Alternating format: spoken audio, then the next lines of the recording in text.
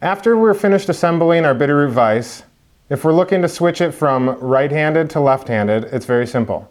All we gotta do is remove the top of our vise completely from the stem, unscrewing all the way, then removing our brass tensioning knob all the way out, exposing the port that it was in, flipping it down, threading it on to our stem, being careful not to cross thread,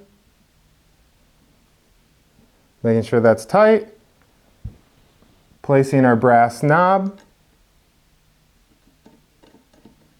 in and screwing tight.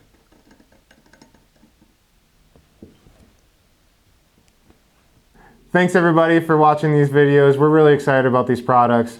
Check out these products as well as our entire selection at thekingfisherflyshop.com.